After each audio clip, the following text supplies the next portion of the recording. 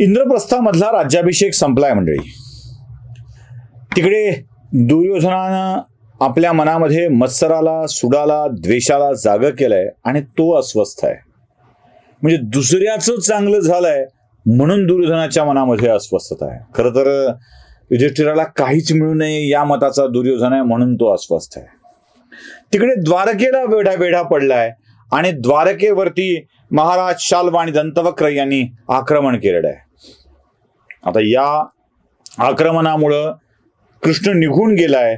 तिथला कृष्ण निघून गेल्यामुळं युधिष्ठिराच्या मनामध्येही आपण राजा झाल्याची आणि आपण योग्य राजा झाल्याची जाणीव झालेली. आता आपण घेतो ते निर्णय योग्यच आहेत असं वाटतंय. इकडे दुर्योधनाच्या मनातला सूड मात्र जरा वेगळाच आहे. त्याला सारखा पांडवांनी अपमानित केलाय असं वाटतं. भीमाने किती वेळेला केलंय, काय काय केलंय. मग हे त्यांना याचकाची मुलं म्हणायचे कौरव पांडवांना, असं काही काही म्हणायचे. याच्यामध्ये मूळ महाभारतातली नाही पण जैन महाभारतामध्ये एक कथा आहे. ही कथा पुन्हा स्पष्ट करतो, ही मूळ महाभारतातली नाही, ही जैन महाभारतातली कथा आहे. ही कथा अशी आहे की पांडव म्हणे, त्या कथेनुसार, ही कुठेही तुम्हाला मूळ महाभारतात सापडत नाही, फक्त कथा सांगण्याच्या ओघामध्ये जे काही आहे ते तुम्हाला मी माहिती म्हणून सांगतोय. याला संदर्भ म्हणून घ्यावं असं अजिबात अपेक्षित नाही. या कथेच्या मध्ये असं सांगितलंय की पांडव कौरवांना विधवेचे पुत्र म्हणून चिडवायचे. आता हे व्यासांच्या महाभारतामध्ये कुठे आढळत नाही पण जैन महाभारतामध्ये आढळतं. विधवेचे पुत्र म्हणून चिडवायचे. आणि आपली आई तर विधवा नाही आहे, गांधारी तर धृतराष्ट्राची पत्नी आहे, धृतराष्ट्र जिवंत आहेत, तरीही विधवेचे पुत्र का म्हणतायत असा प्रश्न पडत होता. आता विधवेचे पुत्र म्हटल्यामुळं यांनी तक्रार करायचं ठरवलं आणि हे तक्रार घेऊन गेले पितामह भीष्मांच्याकडं. आईला थेट विचारता येत ना, पितामह भीष्मांच्याकडं. पितामह भीष्मांनाही आश्चर्य वाटलं की असं काही घडलेलं नाही आहे. तेव्हा त्यांनी याबाबतची चौकशी करायचं ठरवलं आणि यांना वाटू लागलं की गांधारी तर माझ्यासोबत ते आलेली आहे, मग कसं काय असेल. मग याचे सर्व माहिती काढून घ्या असं सांगितलं गेलं. तेव्हा कळलं की गांधारीला राजज्योतिष्याने पतीचा वियोग लवकर असल्याचं सांगितलं होतं. म्हणजे ज्याच्या सोबत गांधारी विवाह करेल तात्काळ पतिवियोग होईल, पती मरून जाईल, तिला वैधव्य प्राप्त होईल असं ज्योतिषांनी सांगितलं होतं म्हणे. आता हे वेगवेगळ्या महाभारतात वेगवेगळ्या कथा असतात. मग कोण लग्न करणार गांधारीच्या सोबत, आणि केलंच तर वैधव्य आल्यावर काय उपयोग असा प्रश्न सगळ्यांनाच पडला होता. म्हणून गांधार नरेशांनी एक कृती लढवली. त्यांनी गांधारीचं लग्न एका बोकडाशी लावून दिलं सुरुवातीला. आणि बोकडाशी लग्न लावल्यानंतर पुढे काही दिवसातच ते बोकड मरून गेलं. आणि मग बोकडाशी लग्न लावल्यामुळं गांधारी विधवा झाली. आणि विधवा झालेल्या गांधारीला पुढे धृतराष्ट्रासाठी जिंकून घेण्यात आलं असं ते महाभारत सांगतं. निवडलं नाही, जिंकून घेण्यात आलं. आणि मग गांधारीनेही धृतराष्ट्राला पती म्हणून निवडलं, आपल्या डोळ्यावर पट्टी वगैरे बांधली. याचा राग प्रचंड आला भीष्मांनाही. त्यांनी ठरवलं की याची शिक्षा दिली पाहिजे म्हणून आक्रमण केलं. आक्रमण करून त्यांना कैद करून आणलं, त्यांना कैदेत ठेवलं.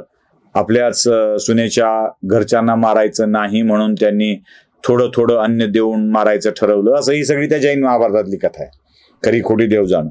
आणि त्याच परिवाराच्या म्हणजे गांधारीच्या पित्याचा कुपोषणाने मृत्यू झाला. आणि त्या पित्याने आपल्या पुत्राला सांगितलं की तू यांच्यासोबत राहशील आणि यांच्या सर्वनाशाची तयारी करशील, हे लक्षात ठेव. माझ्या मृत्यूनंतर माझ्या हाडाच्या सोंगट्या कर, फासे कर आणि त्यातून तू जिंक, असं काही काही वगैरे ती कथा सांगितली जाते. म्हणून हाडाच्या सोंगट्या घेऊन शकुनी खेळत होता असं बोललं जातं. आता ही कथा किती खरी किती खोटी हा भाग जरा बाजूला ठेवू, पण शकुनी मात्र इथे होता. आणि या सगळ्या अपमानाची दखल वारंवार जाणीव शकुनी करून देत होता. मी मागे याच कथेमध्ये सांगितलंय की शकुनीच्या मनामध्ये आपल्या बहिणीला अंध करणाऱ्या या कुरुकुळाविषयीचा राग होता. म्हणजे माझी बहीण चांगली देखणी सुंदर असताना सुद्धा धृतराष्ट्रासारख्या अंध पुरुषासोबत विवाह करावा लागल्यामुळं तिलाही अंधत्व पत्करावं लागलं आणि माझ्या बहिणीला अंध करणाऱ्या आणि आपल्या बळाच्या सामर्थ्यावर तिला हरण करून घेणाऱ्या या कुळाचा नायनाट करायचा याचा निर्धारच जणू शकुनीने करून घेतलेला होता आणि त्या पोटीच तो गांधार नरेश शकुनी आलेला होता. मी मागच्या एका भागामध्ये हेही म्हणालो होतो की बाईच्या माहेरचा माणूस आला आणि तो राहिला की गडबड होते. मला बऱ्याच जणांनी यू ऑर्थोडॉक्स मराठवाडा पर्सन अशा कमेंट्स खाली टाकल्या होत्या. हे मराठवाड्यातल्या व्यक्तीचं म्हणणं नाही आहे, हे ऑर्थोडॉक्स असणं नाही आहे. आपल्या घरात म्हणजे जसं शरीर फॉरेन बॉडी लवकर एक्सेप्ट करत नाही ना, याला ऑर्थोडॉक्स म्हणत नाहीत. जसं शरीर फॉरेन बॉडी लवकर एक्सेप्ट करत नाही, त्याला शरीराशी जुळायला वेळ लागतो आणि नाही जुळलं तर ते त्रास देतं.